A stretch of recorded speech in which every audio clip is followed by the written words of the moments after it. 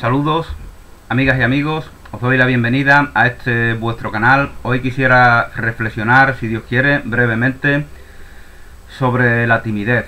La timidez, bueno, timidez que viene de temor, ¿no? O sea que etimológicamente, en principio, pues no es un valor muy positivo, ¿no? Porque el temor es aquello que nos dificulta que llevemos a cabo cualquier desafío, cualquier cosa que queramos compartir, manifestar. Es un perjuicio para nuestras relaciones, ¿no? Y entonces, en principio, desde ese punto de vista, la timidez, que viene de temor, no es un valor no es un elemento que nos aporte nada, ¿no? Pero claro, como bien dicen los psicólogos, el temor, el miedo, es también, aparte de ser una limitación, un perjuicio, es también un indicador de una amenaza ante la cual tenemos que responder, ¿no? Desde ese punto de vista, el miedo cumple tiene una función, la función de advertirnos, ¿no?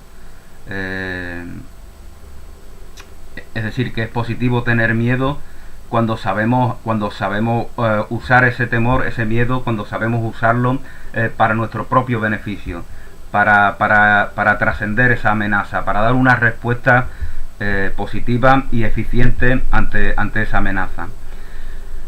Entonces, pero bueno, yo no voy a hablar del miedo, sino de la timidez.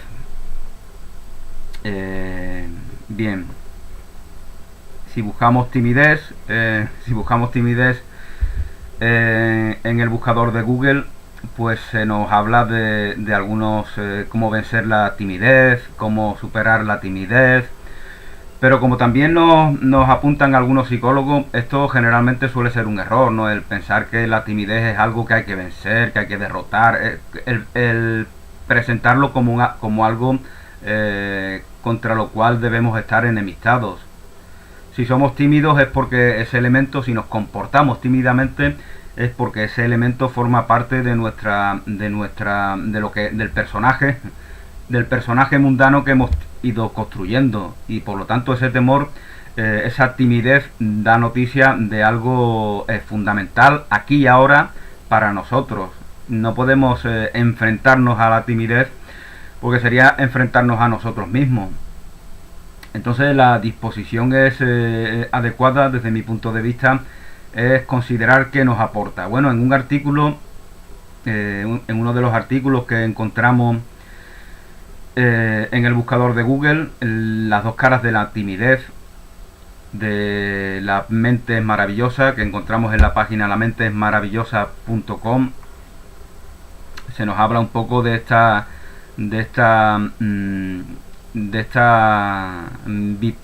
bipolaridad de la timidez, ¿no? De estos aspectos negativos y de estos aspectos positivos.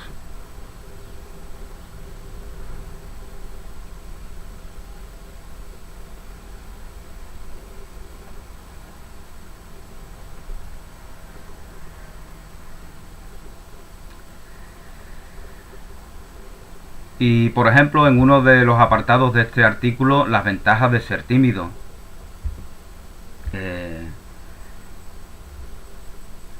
Pues se nos dice que en la naturaleza los ejemplares más osados y temerarios, fijaos lo que significa la palabra temerario. Temerario viene de temor. Temerario es aquel que intenta superar su temor o su timidez de una manera completamente inapropiada, ¿no? De una manera reactiva, como el que intenta huir de ella porque le teme al temor, y entonces de manera temeraria. Esto es algo propio del que va en una actitud defensiva, ¿no? ¿Qué pasa? ¿Quién ha dicho ahí? Ese que va así por la vida y va así porque está muerto de miedo. Entonces piensa que la manera de superar ese miedo es la temeridad. Y temeridad, por eso, como os comentaba, incluso etimológicamente viene también de temor. El temerario tiene miedo, es decir, no ha superado su miedo, o en este caso no ha superado su timidez. Esto es muy importante porque yo quería centrarme esta charla más que nada no sobre las cosas que ya nos dicen muchos psicólogos, ¿no? Sino las diferencias que vemos, por ejemplo, en la timidez en España y en otros países. Es bastante común que la gente aparentemente extrovertida sea muy tímida. En España es bastante común que los que son, que los que a través de la temeridad buscan huir de su temor o de su timidez, sean personas que sean permanentemente, ¿cómo se le dice? Están permanentemente en actividad, están permanentemente charlando, tienen miedo del silencio. Esconderse detrás de un mar de palabras se está permanentemente pronunciando, esa es una forma de ser tímido también. Es tener temor al silencio. ¿Por qué? Porque el silencio es una manera de transformarte, de transformar tus inercias, de transformar tus hábitos. El silencio tiene que ver con la meditación, con la reflexión, con la relajación, con la comprensión de uno mismo. Con poner un stop, como os comentaba, a esas inercias que hemos ido creando inconscientemente. Por eso en el vídeo anterior, os hablaba de la importancia del silencio como herramienta para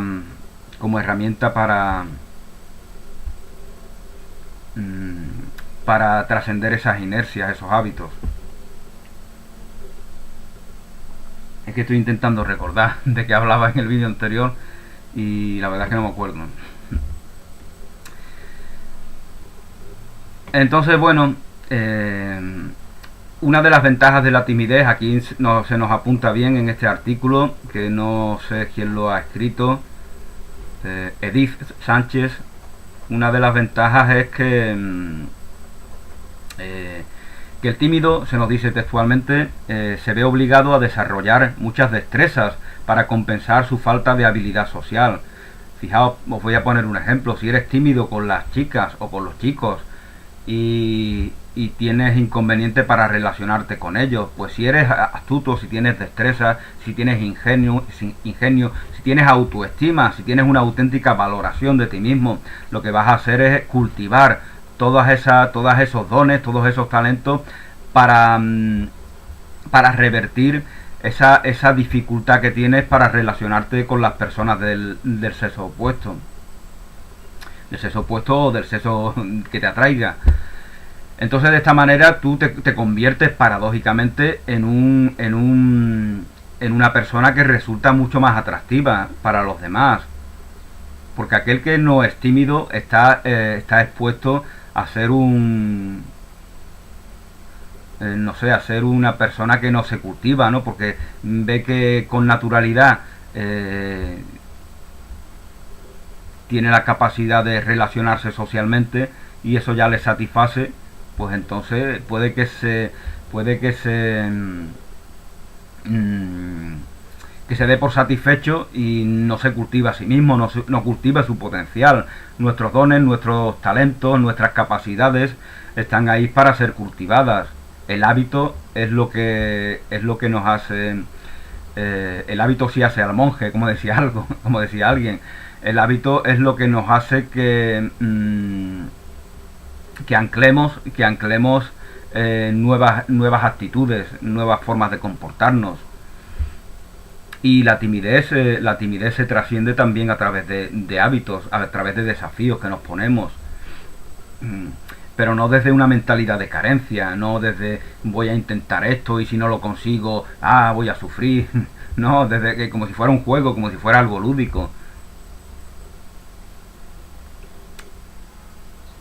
Bueno, como nos comentaba Edith Sánchez, el tímido se ve obligado a desarrollar muchas destrezas para compensar su falta de habilidad social. Por ejemplo, suelen ser personas que repasan una y otra vez lo que dijeron y lo que escucharon. Fijaos, como uno es tímido y tiene que dar un discurso, tiene que dar una charla, tiene que participar en un debate, etcétera, etcétera, pues lo que hace es, si uno tiene valoración de sí mismo, si tiene auténtica autoestima, esa timidez no supone un obstáculo.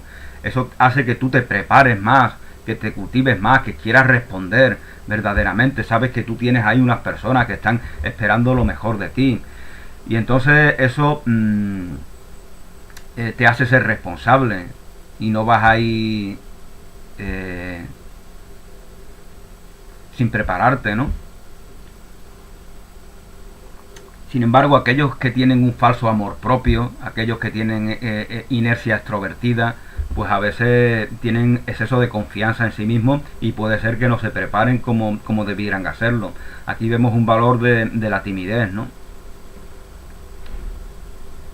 La timidez también es respeto por tus semejantes, en cierto sentido, ¿no?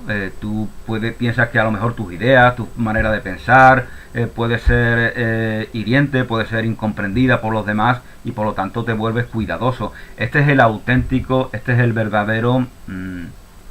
esta es la verdadera corrección política. Ya hice yo un vídeo sobre... hice una apología sobre la corrección política, porque esto es una cosa que desgraciadamente aquí en España pues no se entiende. Ahora que están obsesionados con la corrección política, vemos que la gente es más safia, más vulgar, más chabacana. ¿Por qué? Porque se creen que son más libres por eso.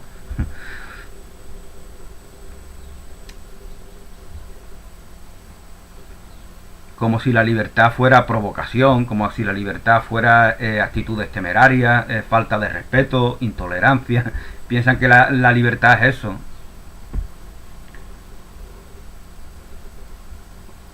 El tímido también suele hacer las cosas de manera metódica y con mayor concentración en los demás. Este puede ser un valor que algunas personas tímidas tienen. No está centrado en uno mismo. Hablamos de un tímido que verdaderamente se valora a sí mismo, que se tiene en autoestima, que tiene auténtico amor propio. Y el amor propio es amor común también. Porque el amor propio no es para guardártelo tú, es para compartirlo, para manifestarlo, para dar noticia de él en tus relaciones con tus semejantes. Entonces esta persona tímida, al estar concentrado en los demás, en cómo podemos aportarle a ellos lo que ellos precisan, lo que ellos demandan, lo que ellos esperan de nosotros, al concentrarnos en eso, pues trascendemos una inercia egoísta, ¿no? De querer lucirnos, de querer... Y si no lo conseguimos, no nos sentimos frustrados porque nuestro fin no era colgarnos una medalla, ni, ni rendirle un éxito al ego. Nuestro fin era servir a nuestros semejantes, por eso estamos concentrados en ellos, por eso estamos concentrados en los demás, como bien nos dice Edith Sánchez. Se puede sentir tan inseguro que los ejecuta con sumo cuidado, es cuidadoso. Por eso hay tantos tímidos que son muy buenos actores y actrices. Lo vemos a lo largo de la historia. Muchas veces vemos actores y actrices que nos dicen, siempre he sido muy tímido, y nosotros no nos lo creemos a veces, pero realmente es así.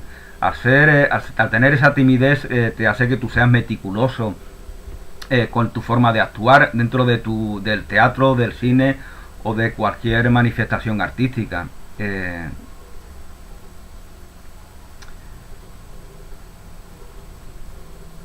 Es usual que las tareas en las que no hay límite de tiempo sean buenos ejecutores. Los ajedrecistas, generalmente, excluyendo a Kasparov, que era muy extrovertido, o que es muy extrovertido, o por lo menos lo que aparenta, los ajedrecistas pues solían ser tipos muy encerrados en sí mismos, ¿no? Porque esta meticulosidad les permitía ser muy buenos en asuntos que no es que no eran como los medios de comunicación de ahora, que quieren que esté diciendo palabras permanentemente, no es todo ruido, ¿no? Las transmisiones de fútbol, ¿habéis visto las retransmisiones de fútbol? Yo ya no las escucho porque me marean, porque antiguamente los periodistas que retransmitían los partidos eran buenos oradores, que conocían el lenguaje, que cultivaban el conocimiento de la lengua, que tenían muchísimos recursos. Entonces era una auténtica creación literaria lo que ellos estaban haciendo de manera espontánea. Pero hoy en día no, hoy día se trata de repetir consignas una y otra vez, de robarse los unos a otros lo que se les ocurre, de gritar mucho, de poner música para atraer a los jóvenes, mucha música que sustituye a las palabras. De la misma manera que la radio clásica, de música clásica, se ponen a charlar en vez de poner música.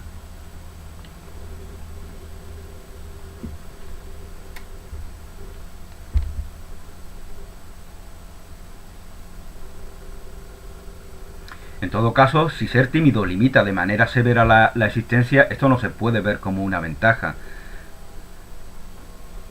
Lo que hay en estos casos es un sufrimiento innecesario originado probablemente en una fobia social. Es decir, esta timidez enfermiza de estar centrados en sí mismos, eso sí que es un problema, eso no es una ventaja.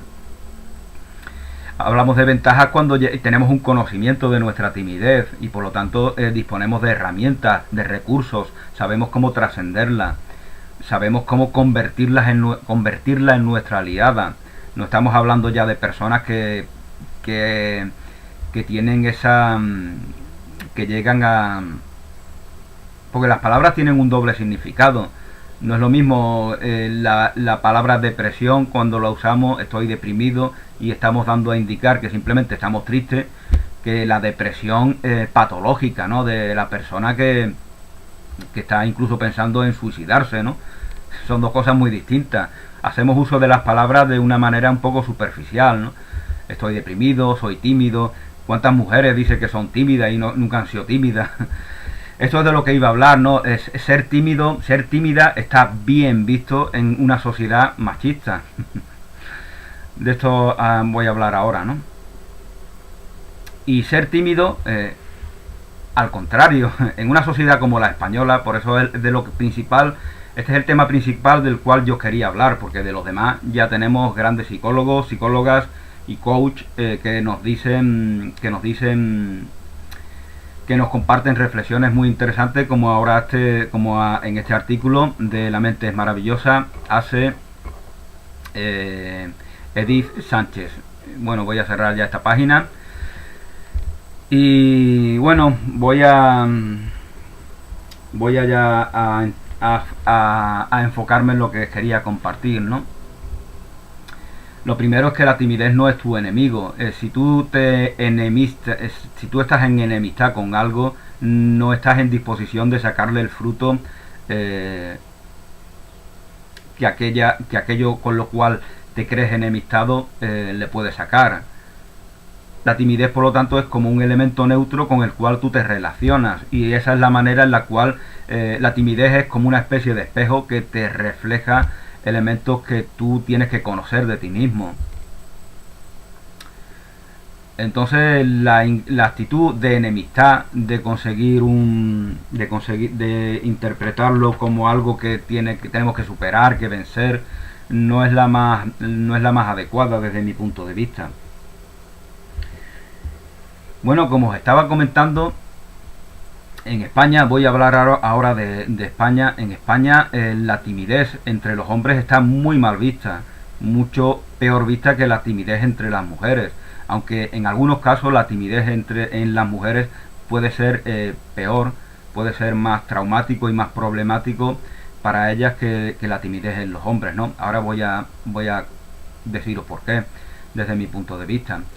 La timidez en España está muy mal vista. Si eres tímido, lo he comprobado, yo siempre he sido bastante tímido, pero lo que pasa es que no quiero centrarme en mí. Mi estilo nunca es centrarme en mí, sino todo lo contrario, ¿no? Aunque, como bien decía algún escritor, ¿no?, que le preguntaron ¿cuándo va a escribir sobre usted?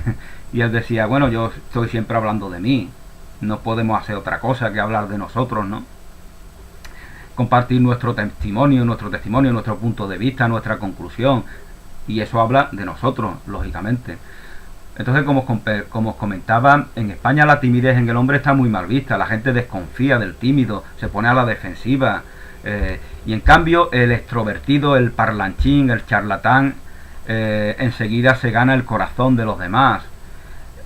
No son pocos los casos de maltratadores que han asesinado a sus mujeres, de terroristas, de delincuentes que pertenecían a mafias, a criminales organizadas, que vivían de manera natural en un entorno urbano sin que nadie sospechara de ellos, y luego cuando se les detuvo,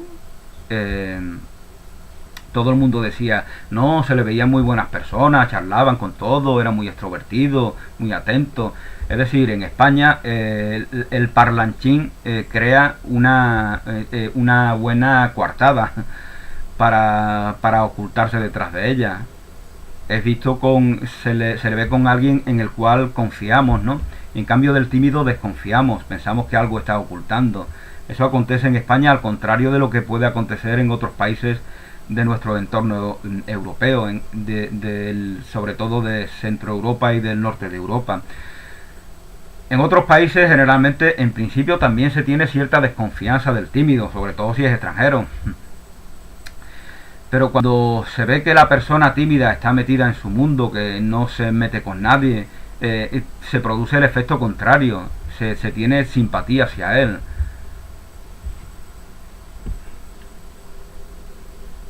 En ocasiones, ¿no? Aquí somos todos iguales, en todos los países, en toda la cultura hay gente de todo tipo, de un tipo y del otro por igual, ¿no? Pero a lo que yo me refiero es que se tiene la tendencia en otros países de no estar tan a la defensiva con respecto a los hombres tímidos, como se está aquí en España, ¿no? Claro, esto tampoco es que sea malo, ¿no? Porque de alguna manera eso es un acicate para los tímidos, ¿no? Si la gente desconfía de ti, pues no te satisface que se desconfíe de ti. Por lo tanto, es un estímulo para, de alguna manera, replantearte no ser tan tímido, para ser más activo en tus relaciones sociales. Entonces, desde esa actitud desconsiderada de interpretar a los tímidos como una amenaza, paradójicamente tiene también este punto positivo. En las mujeres en España la timidez está bien vista, ¿no? Incluso las mujeres presumen de tímidas. Todo el mundo conoce mujeres súper extrovertidas que dicen, no, yo siempre he sido muy tímida, yo cuando más joven era muy tímida. ¿Por qué dicen eso desde mi punto de vista? Porque tienen conocimiento de que la timidez tiene muy buena prensa. La mujer tímida es ruborosa, es pudorosa, es recatada, es respetuosa. Entonces, durante muchos siglos se ha tenido en gran estima la timidez en la mujer. Pero fijaos que cuando la mujer tímida ya es seria, tiene un empaque distinto, no tiene esa dulzura, esa ternura. Cuando ya vemos una mujer que entonces ya la vemos como a los hombres, ya sospechamos, ojo con esta, que esta no es una chica tierna, dulce, no es una happy flower, esta en cualquier momento se pone a disputar contigo. Entonces igualmente la juzgamos, ¿no? Y sobre todo lo hemos visto, por ejemplo, en alguna tenista, ¿no? Que parece que formó un show en alguna pista de tenis, ¿no? Y están poniendo como los trapos, ¿no? Y estos shows hace tiempo McEnroe, el tenista McEnroe permanentemente los hacía, y entonces todo el mundo lo aplaudía porque eran un hombre. Es decir, se acepta que un hombre tenga reacciones virulentas, agresivas, pero si las tiene una mujer, entonces ahí ya no lo aceptamos, la sociedad ya no lo acepta con la misma naturalidad, porque hemos atribuido un determinado rol para las mujeres, como lo hemos atribuido otros para los hombres. Por eso justamente, como pensamos que el hombre tiene que tener iniciativa, tiene que ser eléctrico, tiene que tener decisión, a los hombres tímidos en España los miramos con desconfianza. Y como eso no se lo exigimos a las mujeres, que sean eléctricas, con iniciativa, con decisión, como no se lo exigimos, pues entonces a las mujeres tímidas ya sí son vistas con consideración, a menos que, como os comentaba, a menos que la tímida sea de un tipo hermético, extremadamente serio, y encima tenga reacciones un tanto virulentas, agresivas con respecto a los demás.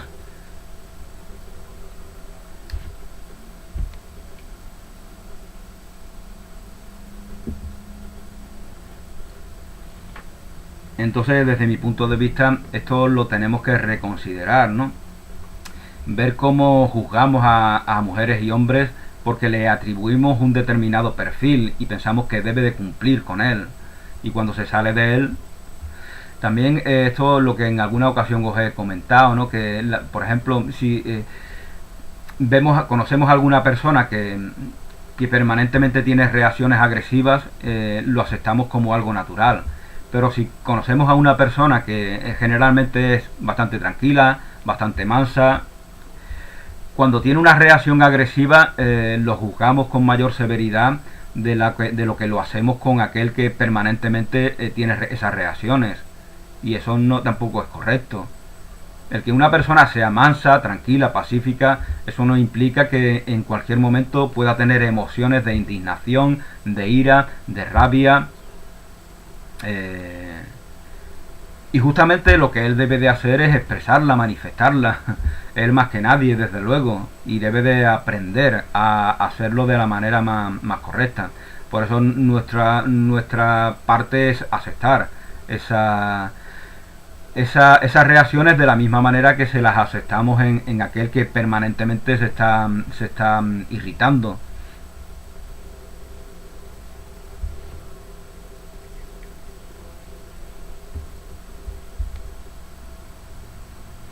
Bueno, como os comentaba, también en España realmente se da un tipo de timidez en la cual las personas se ocultan detrás de las palabras, ¿no? Eso es, esas personas permanentes, es que no me sale la palabra,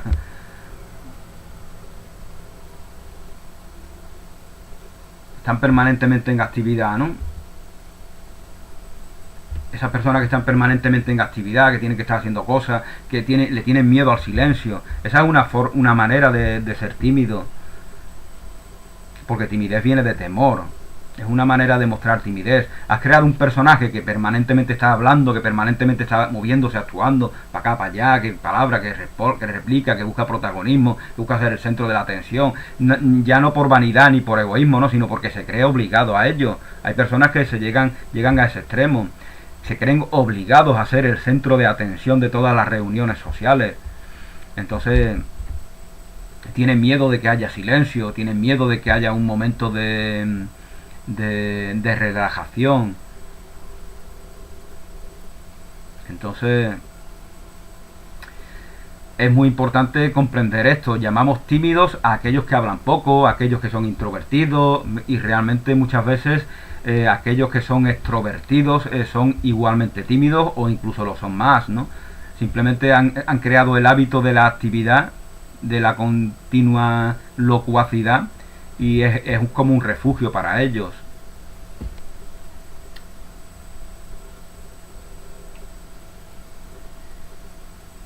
Y bueno, aquí vemos la importancia de los hábitos, ¿no? Cuando tenemos ese hábito, el hábito de refugiarnos en nuestra parlanchanería, en nuestra locuacidad, o el hábito de refugiarnos en nuestra inactividad, como hace el tímido común, ¿no? Al cual conocemos. Cuando tenemos ese hábito, es importante crear nuevos hábitos. Es tan sencillo y tan simple como eso. Entonces, necesitamos de herramientas, de recursos que nos permitan crear nuevos hábitos y anclar ese nuevo personaje con nuevos hábitos, unos hábitos más saludables, eh, que de alguna manera no dé noticia de las limitaciones propias de aquel que está tomado por esa timidez.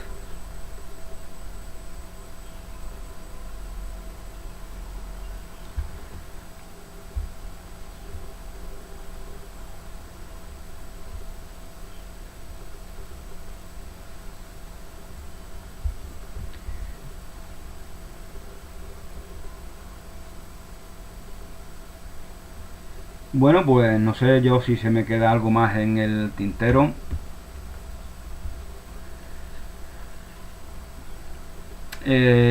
Lo principal es que uno sea honesto consigo mismo y la persona, la mujer o el hombre que sea tímido, que sea honesto consigo mismo y se reconozca en qué medida es tímido, porque el foco de su vida está en sí mismo, está en proteger una especie de personaje que se confronta con los demás. Entonces, esto, como alguien dijo, el mayor temor, uno de los mayores temores que tienen las personas es hablar en público. Y esto da noticia de timidez. Esto da noticia de estar centrado en sí mismo con respecto a los demás. Por eso os comentaba al principio de cómo estos cantantes, estos actores, actrices, que son tímidos, tienen esa virtud latente de enfocarse en sus semejantes, de tener esa actitud de servicio hacia los demás, de querer ofrecerle lo mejor hacia a ellos, cuando han comprendido lo que acontece con su timidez, ¿no?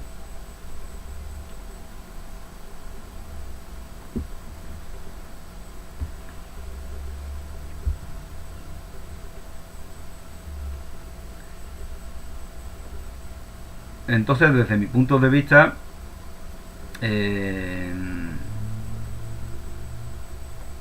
vamos a leer otro artículo, psicologiaymente.com, las 10 claves para superar la timidez de una vez por todas. Bueno, ya os comentaba que la timidez no hay que superarla, hay que comprender por qué se da ese elemento en nosotros, ¿no? A qué tipo de... a qué se refiere en nosotros.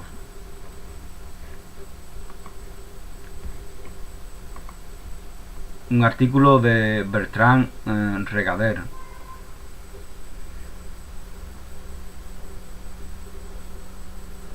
No seas duro contigo mismo.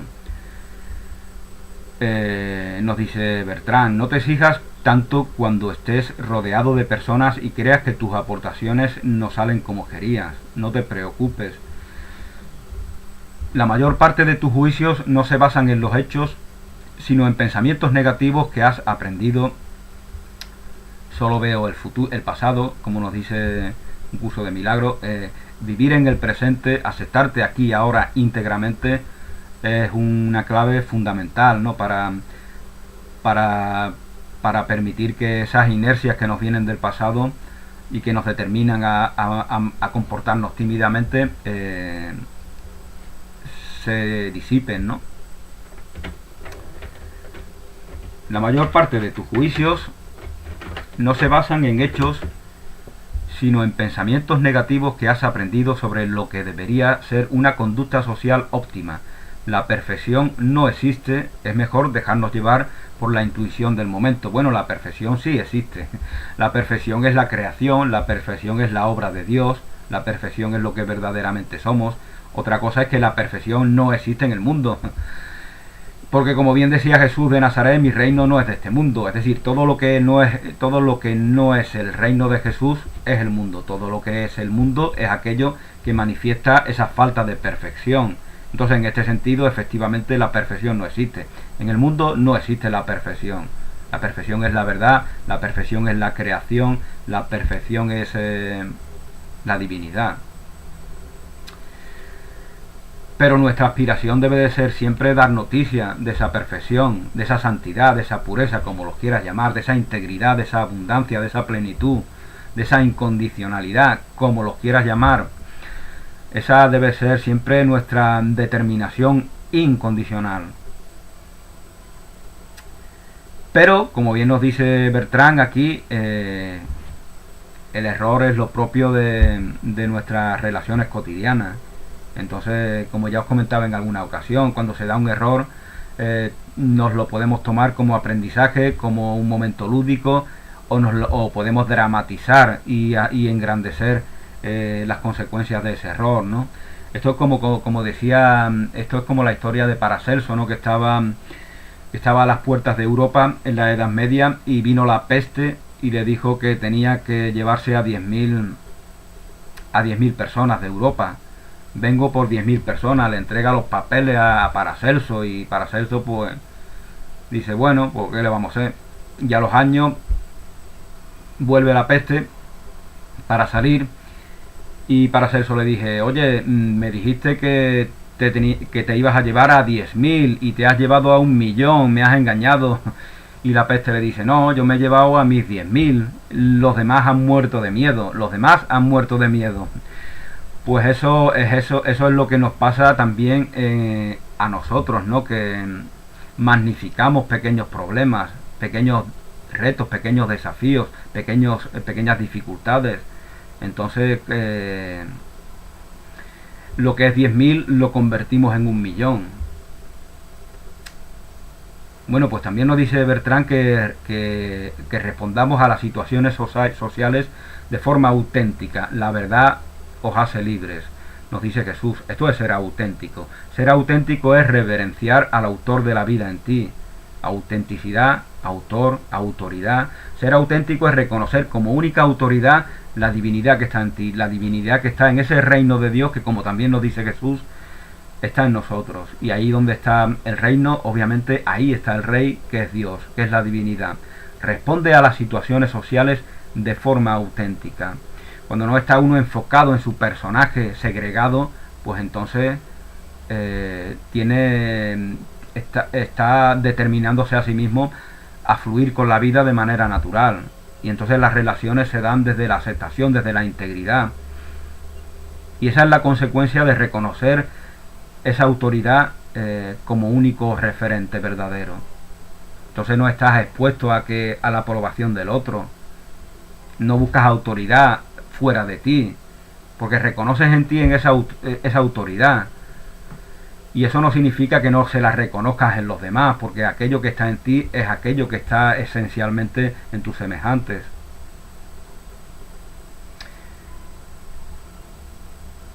No seas reactivo, no trates de interpretar no trates de impostar una actitud o conducta que no estás sintiendo realmente. El temor nos hace fingir, pensamos que nuestro valor está expuesto y entonces fingimos un personaje que más o menos sea aceptado socialmente. Pero si no tenemos ese temor, ya no tenemos esa necesidad de fingir, ya nos mostramos con naturalidad. Ríe si te hace algo gracia, si algo no te hace gracia, no te sientas obligado a reír. No rías por compromiso, habla si quieres hablar, no porque la situación lo exija.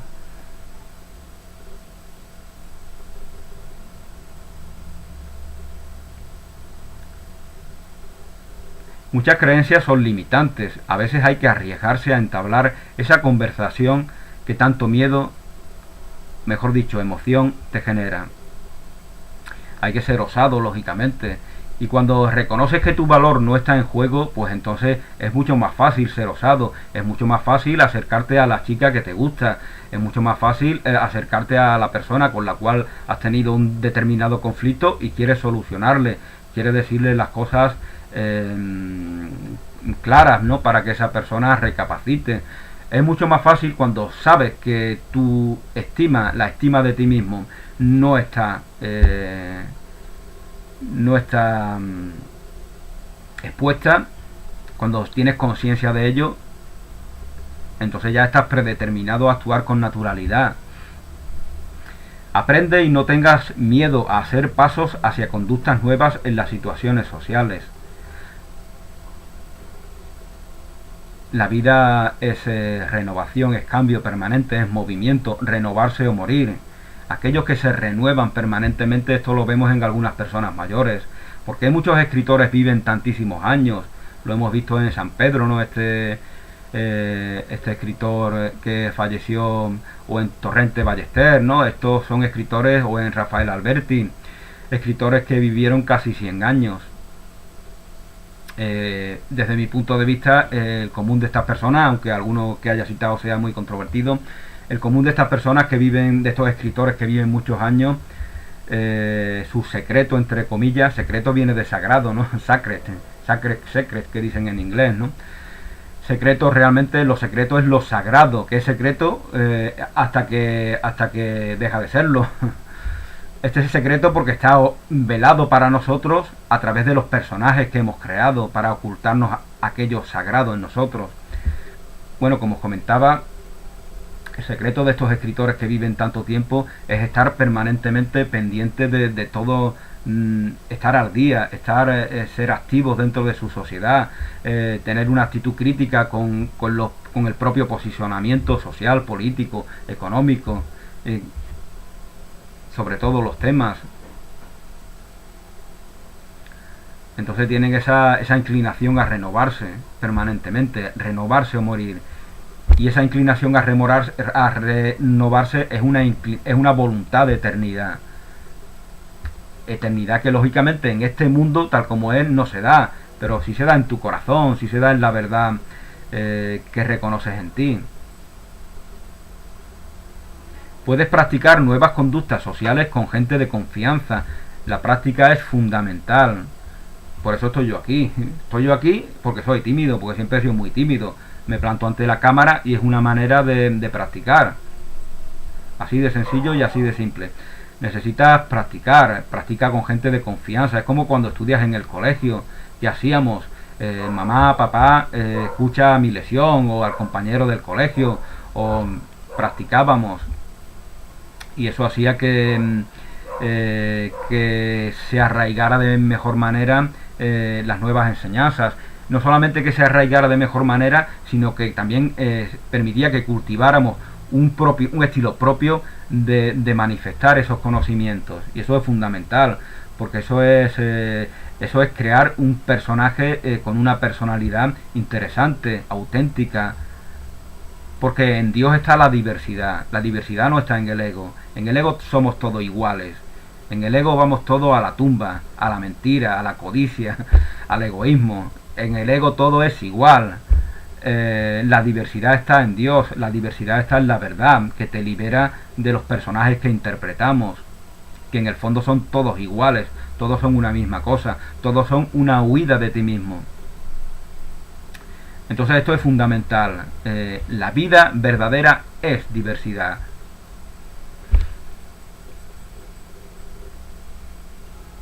Puedes practicar con tus allegados hasta que vayas habituándote a entablar conversaciones. Puedes practicar ante el espejo. La vida es un juego como el deporte. El domingo es el partido, bien, pero los deportistas no solamente trabajan los domingos, están durante la semana preparándose, entrenando, desarrollando nuevas estrategias. Pues eso es lo que hacemos nosotros en otros ámbitos también. Si has estado evitando hacer algo, puedes escribir lo que vayas a decir.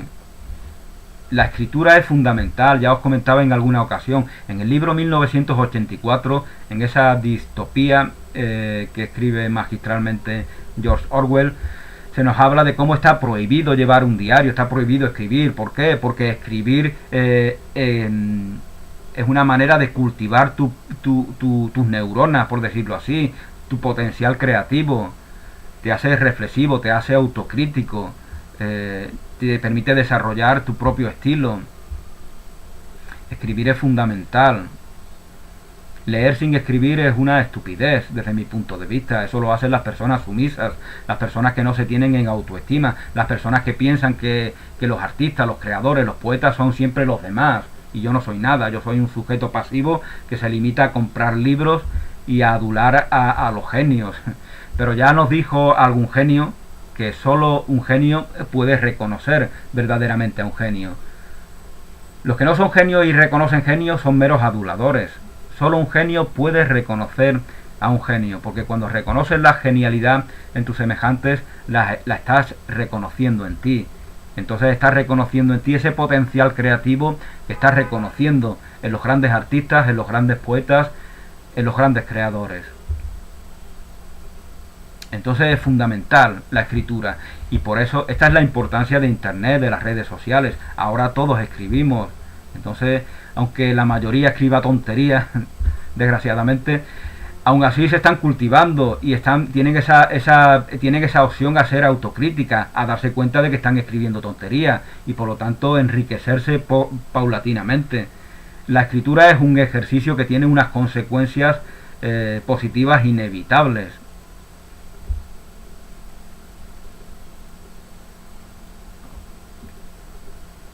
Déjate caer en reuniones en grupo. Necesitas socializar.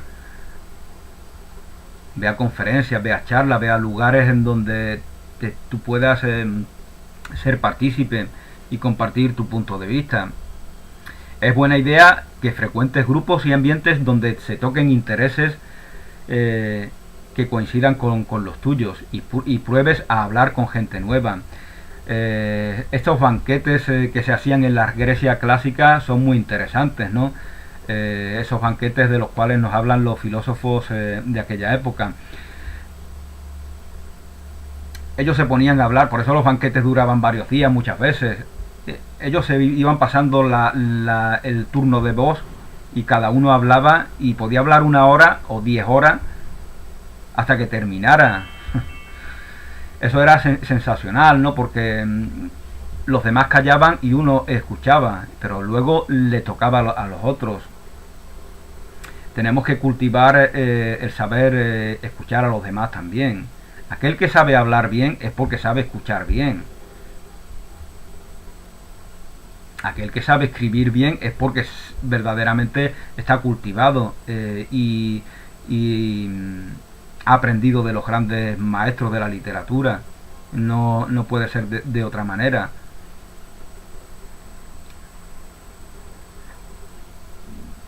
Las palabras no nos las hemos inventado, ¿no? El mejor escritor del mundo, si a alguien se le pudiera poner esa etiqueta, no se ha inventado las palabras, las ideas, las situaciones, todo lo toma de lo que ya ha sido inventado, con lo cual vamos progresando en relación. La relación es inevitable en la vida, la relación es la verdad de la vida, la relación es algo eterno. La unidad no es algo aislado. Cuando decimos seamos uno, Dios es unidad.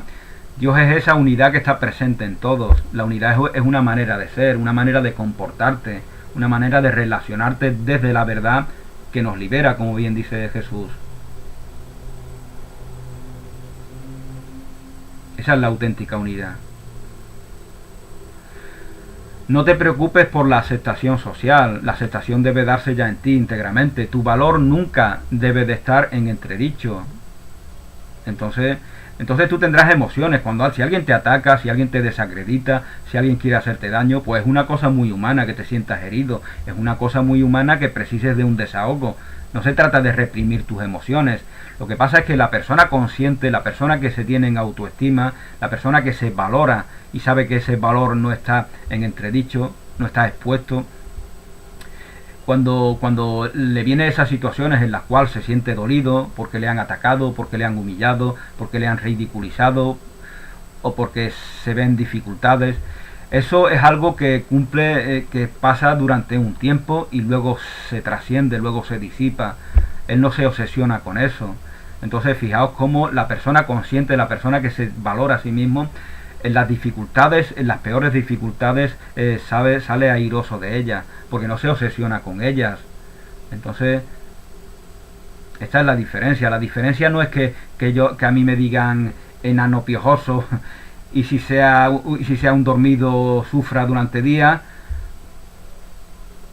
y que me lo digan y si como estoy despierto pues ya reacciono en plan happy flower, no me importa, no sufro, soy puro, soy auténtico. No, si me insultan pues me puede doler, ¿no? También depende de quién lo haga, ¿no? Si te insulta alguien al cual tú tienes en gran consideración y estima, pues lógicamente es una cosa muy humana que te duela, ¿no? Entonces las personas despiertas, las personas conscientes no se vuelven distintas, siguen teniendo emociones, siguen yendo al bate a hacer pipí, siguen siendo iguales realmente. La diferencia es que ya no están obsesionadas, no están enfocadas en su falta de valoración, en buscar la aceptación, aprobación de los demás. Entonces cuando los demás nos desaprueban, si nos aprobamos a nosotros mismos íntegramente, esa desaprobación simplemente supone un momento de tristeza, un momento de dolor, y expresamos nuestras emociones de manera natural. No se trata de huir de ellas, de reprimirlas, ¿no? No te preocupes por la aceptación social, practica la asertividad. Esto es fundamental, y no tengas miedo de ser más espontáneo, no tengas miedo de tu espontaneidad, no tengas miedo de tus errores, como Carmen Sevilla, cuando hablaba, presentaba el telecupón en la tele, se equivocaba a cada momento y no le importaba, y paradójicamente eso le vino, eso la convirtió en una presentadora interesante, ¿no? Por su naturalidad. Creó estilo, creó un estilo distinto. Esto no hay que confundirlo con una falsa espontaneidad, ¿no? De aquel que busca fingir errores, eso es exactamente lo contrario. Ser espontáneo es algo muy positivo, y si lo eres, nos dice Bertrand, si lo eres, ten por seguro que los demás lo valorarán. Los demás valoran siempre la autenticidad, la transparencia, porque perciben que tú no quieres engañarlo, que tú no estás haciendo proselitismo ni propaganda, que tú no los estás despreciando por sus ideas, por sus puntos de vista. Tú simplemente pues estás compartiendo con ellos sin querer imponer nada a nadie, sin querer convencer a nada de nada a nadie. Entonces esto es considerado, ¿no? Esto, como nos dice León Tolstoy en su libro El reino de Dios está en nosotros, nos cuenta un caso curioso de una persona, de un chico que se niega a cumplir con el servicio militar porque su religión, su fe cristiana no se lo permite. Entonces esta persona es una persona, León Tolstoy nos habla de varios casos en este sentido, pero uno de ellos es un chico que está completamente convencido, que tiene una gran seguridad en sí mismo, que no ataca a sus semejantes por estar cumpliendo ese servicio militar. Entonces poco a poco se va ganando las simpatías de todos, porque ven su autenticidad, su transparencia. Y en ese tiempo el que se ponía a la defensiva, ¿qué pasaba? Lo metían en la cárcel, o lo quitaban de en medio, incluso lo castigaban con castigos físicos.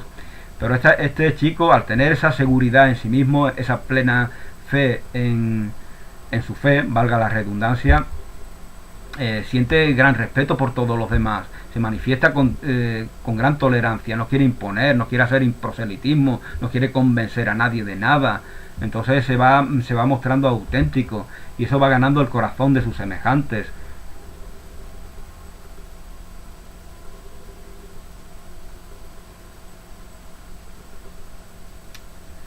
Habitúate, también nos dice Bertrand Regader, habitúate a hablar delante de más gente. Empieza a hacerte ver en las situaciones en que puedas sentirte más cómodo. Aunque no te des cuenta, te estarás entrenando y tu cerebro irá asimilando que hablar delante de otras personas no supone ningún riesgo y no hay nada que temer. Si tenemos un mal hábito, necesitamos de la práctica para trascender ese mal hábito. Si nos ponemos así, estamos entre gente y estamos así todo el tiempo y nos quedamos siempre así, pues lo primero es estírate, tira la espalda, respira hondo, no pasa nada. No pienses que la gente está pendiente de ti. Ese suele ser otro problema propio de las personas que tienen una timidez patológica. Están temerosos de los demás, piensan que todos están pendientes de ellos. Fijaos que es una forma de egoísmo también, ¿no? En lugar de estar enfocado en compartir tu parte en cualquier reunión social, están enfocados en que los demás están pendientes de él, que pensarán, que pasarán, me aceptarán. Entonces, si lo vemos de esta manera, si vemos como que esta timidez patológica es una forma de egoísmo destructivo, si lo vemos así, a nadie le gusta ser egoísta, ¿verdad?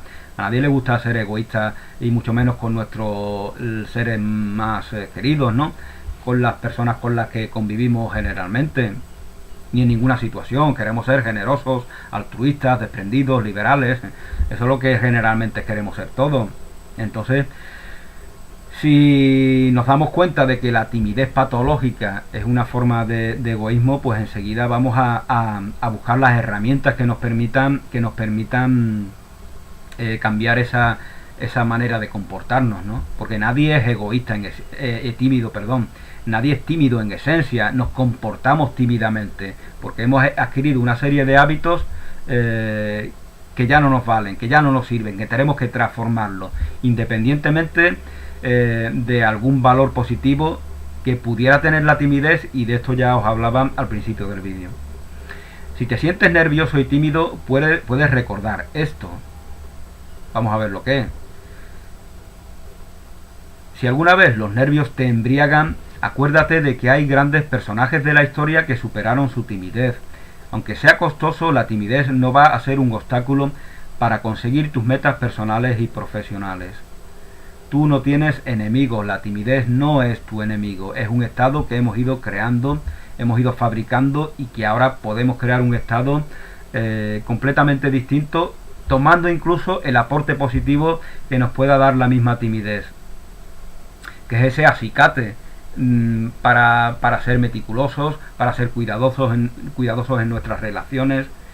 Entonces, por eso el tímido tiene también su virtud, ¿no? Y esto también, pues, como os comentaba al principio, tengamos presente de que en un país como en España, donde se mitifica la locuacidad positivamente, como se mitifica el silencio negativamente, por eso desconfiamos del tímido y nos abrimos de manera temeraria ante el parlanchín, ante el gracioso, ¿no? Ante el payasete que está siempre hablando. Y a lo mejor el payasete es un terrorista, es un maltratador, es un criminal que está fingiendo como una estrategia para ganarnos, para crear confianza en torno suya, ¿no? Entonces este es un problema que a veces se da en este país, ¿no? Entonces, como os comentaba, tenemos que tener en cuenta que a veces en este país la timidez se manifiesta a través de la locuacidad. Y ahí la importancia del silencio. Entonces, bueno, yo creo que más o menos ya os he dado una charla por encima de cómo yo veo a la timidez.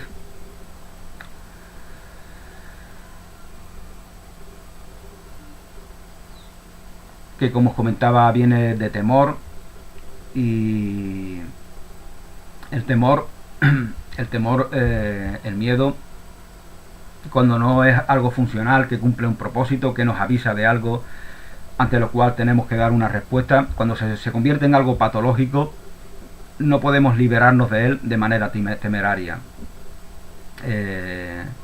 sino a través de cambiar nuestros hábitos, de plantearnos hacer lo contrario de lo que siempre hemos hecho, y sobre todo de cultivar en nosotros una auténtica valoración, de reconocernos como seres íntegros, seres completos. Esa es la perfección a la cual antes me refería. La perfección no se da en el mundo, pero sí se da en la verdad. Tú eres un ser perfecto, no te falta nada, eres un ser íntegro, y por eso desde esa conciencia te manifiestas incondicionalmente. No estás expuesto a ninguna aprobación, tu valor no está en entredicho, no precisas de la aprobación de tus semejantes. Entonces esta actitud es muy poderosa, verdaderamente, y esto te permite trascender cualquier inercia que hayamos aprendido, ¿no? Bueno, pues esto es todo por el momento. Feliz día, bendiciones y hasta una nueva oportunidad.